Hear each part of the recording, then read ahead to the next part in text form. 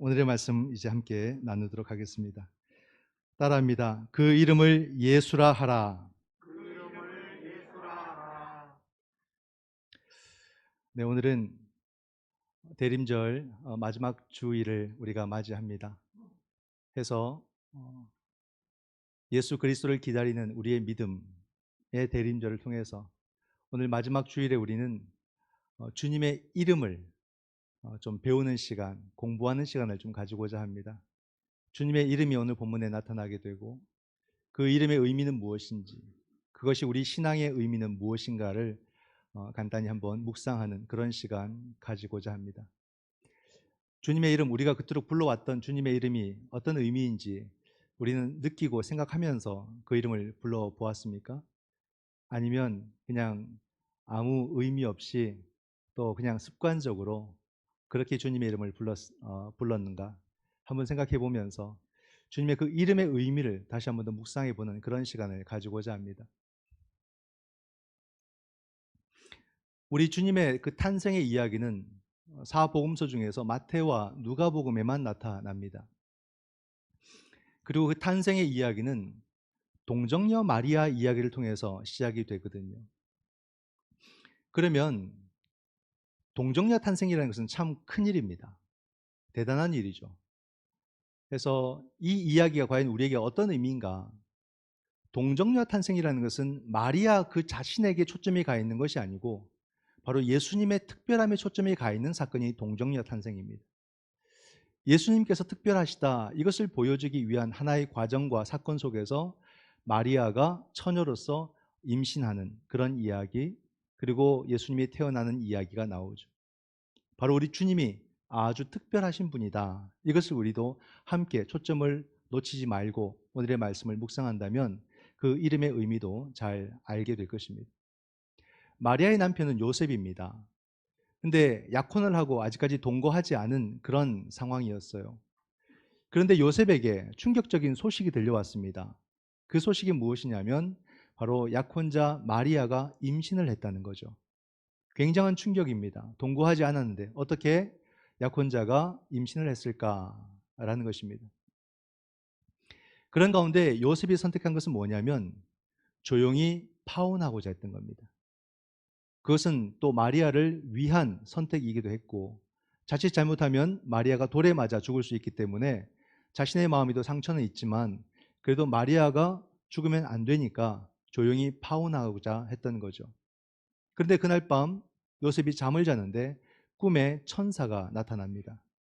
그러면서 천사가 요셉에게 전해준 것은 뭐냐면 너의 약혼자 마리아가 임신한 것은 성령으로 말미암아 된 것이니 마리아를 아내로 맞으라.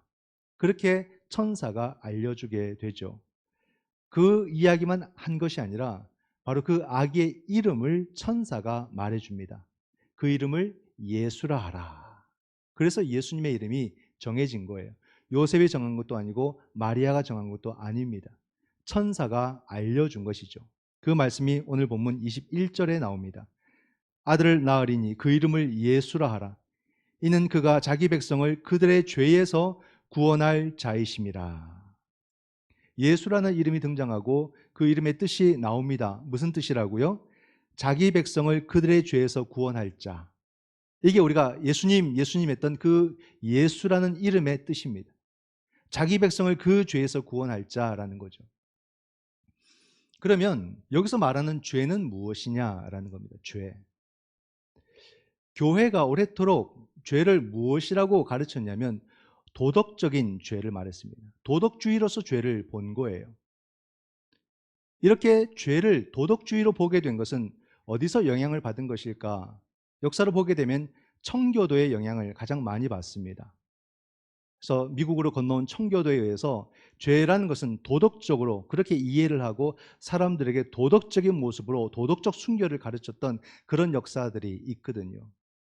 한국에서는 죄가 마찬가지로 도덕적 죄로 여겨졌는데 한국은 마찬가지로 청교도의 영향도 있었지만 선교사들, 한국 교회는 부흥회를 통해서 죄를 도덕적으로 많이 이해를 했던 것입니다. 그러니까 죄라고 하면은 살인, 폭력, 거짓말, 도둑질, 술, 담배 이런 것들을 죄라고 그렇게 했고 사람들에게 그러한 죄를 짓지 않도록 도덕적 순결을 엄청나게 한국교회도 강요를 해왔죠.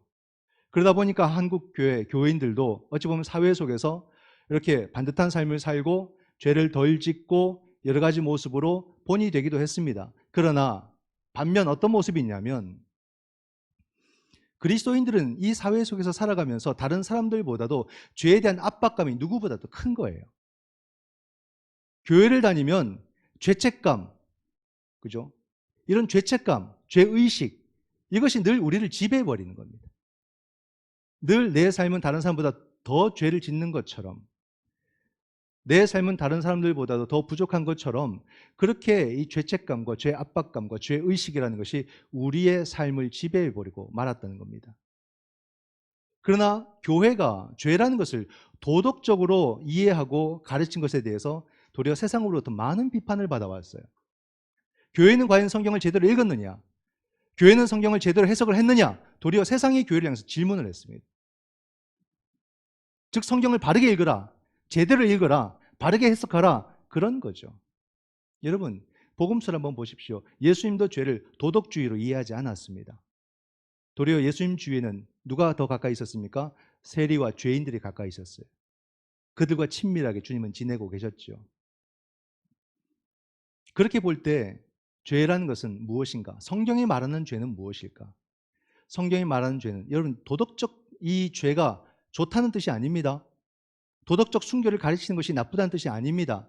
그러나 성경이 죄를 말하는 것은 도덕적 죄가 아니다, 이 말이에요. 성경이 말하는 죄는 무엇이냐? 하나님과의 단절이 죄다, 이 말이에요. 하나님을 떠난 것이 죄고, 우리가 하나님을 거부하는 것이 죄고, 우리가 그 말씀에 순종하지 않는 것이 죄고, 하나님의 나라에 반하는 우리들의 선택과 태도와 자세가 죄다, 이걸 말해주는 겁니다. 창세기 이야기도 아담의 죄가 우리에게 뭐 유전자처럼 넘어왔다, 그런 죄를 말하지 않습니다. 바로 하나님과의 단절, 하나님 말씀의 거역, 이것이 우리의 원죄다, 이걸 말해주는 것이 창세기의 이야기죠. 그럼으로써 우리의 삶 속에서 이 죄라는 것이, 원죄라는 것이 어떤 모습으로 나타나게 될까요? 하나님을 떠난 자, 여러분, 하나님은 우리의 전부입니다. 이걸 아셔야 돼요. 근데 하나님과 분리가 되면은 하나님이 우리 안에 안 계신 것처럼 우리가 느끼기 때문에 사람들은 끊임없이 내 속에 다른 것으로 채우고 또 채우고 자꾸만 채우려고 하는 마음이 생기는 거죠. 불안하니까, 걱정이 되니까. 그래서 원죄에서 드러나는 인간의 모습이 뭐냐면 욕망과 탐욕인 거예요.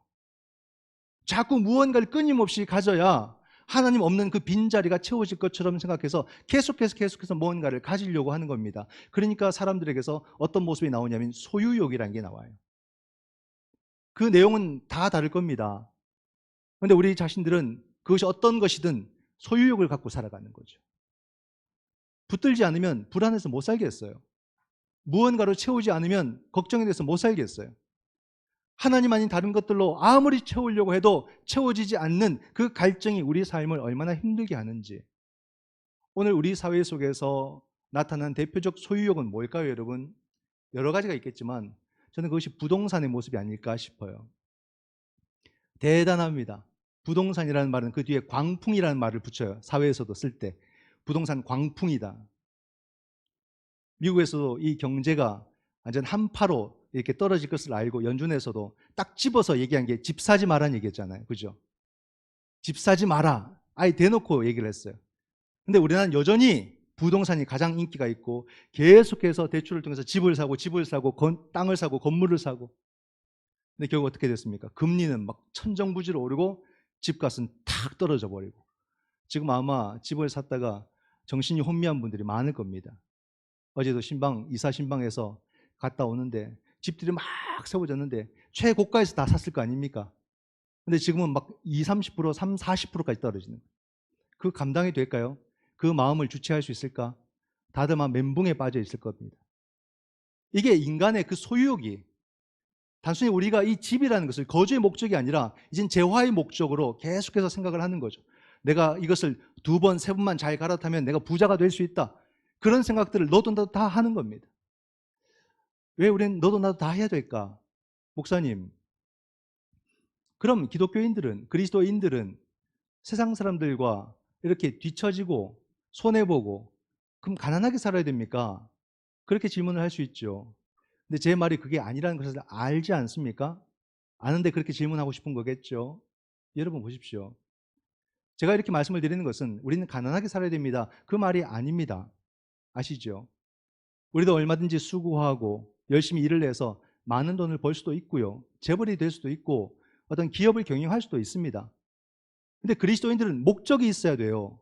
벌고자 하는 목적, 무엇 때문에 내가 이 일을 하는가, 그 목적도 성경의 가치관을 최대한 반영하는 목적을 가지려고 애를 써야 되고, 그 가운데서 사회 속에서 일을 하면서 돈도 벌고 우리 어떤 일들을 성취해 나가고 자리도 얻고 환경을 만들어가고 그런 과정들을 성실하게 밟아 나가는 그리스도인이 되어야 되는데, 문제는 오늘날 그리스도인들이 그리스도인다움을 포기하고 세상의 방식을 선택하더라 이 말입니다. 뭔가를 소유하기 위해서 남의 것을 빼앗기도 하고 법을 어기는 것도 우리는 두려움 없이 법을 어기는 모습들, 이게 그리스도인들에게도 쉽게 나타나는 그런 시대를 우리가 살고 있는 것이 아닌가. 그죠? 지난주의 말씀이 그대로 이어집니다. 야고보 사도가 우리에게 이 재림절의 신앙 속에서 첫 번째로 우리에게 가르친 것이 참으라. 참으라는 겁니다. 언제까지? 주께서 강림하실까지. 그 참는다는 의미는 두 가지예요. 주님께서 강림하실 때까지 우리의 믿음과 그리스도인의 가치를 포기하지 말고 붙들고 살아가라 이 말이죠. 또 한 가지는 악한 부자들이 이 땅을 다스리는 그 삶에 대해서 나중엔 참다가 은근슬쩍 그들이 부러운 거죠. 그들의 선택이 많은 부를 갖다 주고 많은 지위를 가져다 주니까 부러운 거고, 나도 한번 해볼까? 한번 흉내 내볼까? 따라가 볼까? 그런 유혹이 생기는 그 마음을 참으라 이 말. 이게 재림신앙이죠. 이걸 우리가 참아내야 된다. 근데 오늘날 참는 건 고사하고 너무나도 쉽게 무너져버리는 그리스도인들의 삶의 모습들을 본다는 말이죠. 이게 오늘 우리들의 현실이 아닐까. 그때 여러분 다시 떠올려야 될 것이 바로 예수. 그 백성의 죄를, 그 백성들을 그 죄에서 구원할 자 예수. 이걸 통해서 우리가 뭘 깨닫게 되냐면요, 우리는 결코 우리의 힘으로 스스로 구원을 할 수 없고 받을 수 없는 자들이다. 너무 명확하다 이 말입니다. 우리의 삶의 모습은 절대 우리가 우리를 구원할 수 없다는 것을 증명하고 보여주는 것이 우리들의 삶의 모습이 아닌가. 반대로 고상하게 살면 구원받을 수 있을까? 결코 그럴 수 없죠. 구원은 그렇게 우리에게 나타나는 것이 아니라 오직 그 이름, 예수라는 그 이름, 그분이 우리의 죄를 용서해 주시고 우리를 구원해 주실 때만 우리는 구원을 받을 수 있다. 바로 그 이름이 이러한 이야기를 다 담고 있는 거예요. 예수라는 이 이름이 얼마나 위대한 이름이고 왜 우리가 반드시 기억해야 되고 왜 그 이름을 붙들어야 되는가를 그 이름이 우리에게 알려주고 있습니다. 너무 중요하다. 너무 소중하다. 그 이름이 아니고서는 우리는 결코 구원에 이를 수가 없다 이 말입니다. 그 이름은 지금도 우리에게 간절한 이름이 되고 있습니까? 그 이름만 생각하면 막 가슴이 뜁니까? 그런 이름이 되어야 돼요. 항상 그러한, 내가 믿는 주님은 바로 그러한 예수님이시다. 이 고백이 우리 모두에게 한결같이 나타나야 되는 거죠. 예수라 하라 했던 그 천사가 이사야 7장의 말씀을 인용하면서 두 번째 주님의 이름을 가르쳐 줍니다. 23절 말씀을 보면 보라, 처녀가 잉태하여 아들을 낳을 것이요 그의 이름은 임마누엘이라 하셨으니 이를 번역한즉 하나님이 우리와 함께 계시다 함이라. 예수, 그다음 임마누엘. 임마누엘의 이름이 등장을 합니다. 임마누엘의 뜻이 무엇이라고요? 하나님이 우리와 함께 계시다. 그죠? 이제 알겠어요. 예수께서 그 백성들을 그들의 죄에서 구원할 자라고 했는데 바로 주님의 그 구원이 어떻게 이루어지는지, 우리 주님께서 어떤 신비한 능력으로 어떤 기적으로 우리를 구원하시는 것이 아니라 그분이 우리를 찾아오셔서 나와 함께 하심으로, 주님이 나와 함께 하실 때, 임마누엘 하실 때 구원은 나의 현실이 된다는 거죠. 창조의 이야기는 하나님과 우리의 단절이에요. 분리되었다, 단절되었다 이 말입니다. 그러므로 구원은 하나님이 우리를 찾아오셔서 다시 하나님과 우리가 하나가 되었다, 함께했다. 그게 구원이다 이 말입니다. 그것이 바로 예수 임마누엘 이 이름 속에서 하나님이 우리와 함께 하심으로 우리에게 구원이 된다는 것을 보여주는 거죠. 이름이 얼마나 감격스러운지, 이름이 얼마나 은혜로운지 우리는 알게 됩니다. 예수라는 이름을 가진 우리 주님은 인간으로 이 땅에 오셨잖아요. 인간으로 함께 하시기 위해서. 하나님과 단절된 이 죄의 상태, 죽음의 상태에서 우리를 구원하시고자 역사의 시간 속으로 찍고 들어오시고 우리와 함께 하신 인간이 되셨어요. 예수라고 하시는 우리 주님은 바로 이 역사에서 가장 낮은 자로 나타나셨습니다. 주님의 자리가 얼마나 귀한지를 아셔야 돼요. 가장 낮은 자로 오셨어요. 그리고 낮은 자리에 계셨습니다. 그러면 누구든지 그분을 만날 수 있고 그분을 경험할 수 있도록 그 자리를 허락하신 거죠. 그러면 우리 주님께서는 무리들과 함께 먹고 함께 마시고 함께 생활하셨습니다. 그리고 함께 웃으셨고 함께 고통을 받으셨고 주님도 때로는 우셨습니다. 그런 우리 주님. 그런데 놀랍게도 어찌 보면 낮은 자로 오신 그 주님은 볼품이 없어 보이는, 흠모할 만한 아름다운 것이 없어 보이는 그런 주님인데 그 주님의 제자가 되어 살아가다 보니까 우리 주님에게서 다른 모습이 자꾸 보여지기 시작하는 거예요. 어떠한 인간에서도 발견할 수 없고 볼 수 없는 모습이 바로 그 주님에게서 보여지는 거예요. 놀라운 겁니다. 주님의 그 가르침과 주님의 말씀과 주님의 비유와 그 하나님 나라의 선포가 선지자들의 가르침이나 랍비들의 가르침과는 비교할 수 없는 인간의 범주를 넘어서는 그런 모습을 발견하게 되는 거예요. 그 말씀의 권위가 너무나도 대단하고 그의 가르침은 정말로 우리의 모든 삶을 꿰뚫어보는 그런 가르침이 되고 정말로 하나님의 나라를 지금 현재적으로 경험하기에는 능력의 선포가 된다는 것을 경험하게 됩니다. 그러다 보니까 그 시간이 쌓여져 가니까 무엇을 느끼냐면 그들이 조상 때부터 오랫도록 고백해온 하나님의 모습이 예수님을 통해서 자꾸 오버랩이 되는 거죠. 이게 주님을 통해서 특별한 경험을 제자들이 했던 것이에요. 그러나 그럼에도 살아계신 예수님을 하나님이라 부를 수는 없었어요. 그렇지 않습니까? 그러나 또한 부정할 수 없는 것은 예수님을 보면 볼수록 그 말씀을 들으면 들을수록 하나님의 얼굴이 자꾸 비추어지는 거예요. 이게 우리 주님이십니다. 근데 놀랍게도 결국에는 부활의 사건을 통해서 예수가 하나님이시다는 것이 확정이 되는 거죠. 부활 사건 때부터 예수님은 하나님이시다는 고백이 그때부터 나옵니다. 시점이 그래요. 예수는 하나님이시다 이 고백 위에 놀랍게도 여러분 교회가 형성이 되고 예수는 하나님이시다 이 고백 위에 기독교가 탄생했습니다. 얼마나 놀랍습니까? 이 이름의 고백이 얼마나 중요한지를 아셔야 돼요. 예수라는 그 이름, 그분이 임마누엘 하심으로 그분이 하나님이시다는 그 고백 위에 교회가 생겨나고 기독교가 태동하게 되었다는 겁니다. 너무나도 놀랍죠. 그런 가운데 우리 예수님은 우리에게 참 인간이요 참 하나님이시라고 하는 아주 독특한 고백을 갖게 만들어 주셨습니다. 근데 여러분 참 인간, 참 하나님은 정말 난해한 주장이에요. 이건 참 설명하기 쉽지 않거든요. 그러나 참 하나님, 참 인간은 성경의 굳건한 증언입니다. 놀랍죠.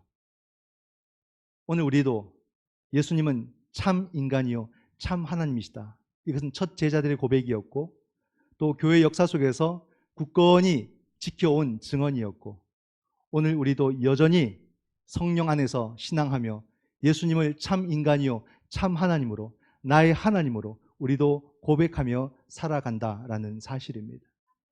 그 이름의 의미가 얼마나 큰지 그 이름의 의미를 교회는 한순간도 놓치지 않았고 지금 우리에게까지 2000년 동안 그 이름을 전해 주었던 것이고 오늘 우리도 그 이름을 온전히 붙잡고 우리 자녀들에게까지 예수 임마누엘 나의 하나님 너의 하나님 그 하나님이심을 우리는 증거하고 분명히 전해 주어야 할 것입니다. 여러분 주님은 지금도 예수님은 나의 하나님이시기를 원하십니다. 그 주님이 오신다라고 고백하며 기다리는 것이 바로 이 대림절의 시간입니다. 우리 모두 예수 임마누엘 나의 하나님을 영접하시기를 바랍니다. 형식적으로가 아니라 정말로 예수님을 나의 하나님으로, 나의 하나님은 오직 예수님 한 분뿐으로 그렇게 고백하며 살아갈 수 있기를 바랍니다. 예수 아닌 다른 어떤 것들로 자꾸 채우려고 하지 마시고 더 갈급해서 내 심령이 말라들어가는 그런 삶을 우리가 살지 말고 오직 예수 그 한 이름을 붙잡을 때에 그분은 나의 하나님이 되어주실 줄 믿습니다. 그분은 그분을 기다리는 모든 사람들의 하나님이 되기를 원하십니다. 그러므로 나의 하나님은 오직 예수 그리스도이시며 더 나아가서 모든 이의 하나님은 예수 그리스도이심을 증거하고 전하는 우리의 삶이 다 되시기를 주님의 이름으로 축원드립니다. 아멘. 기도하겠습니다.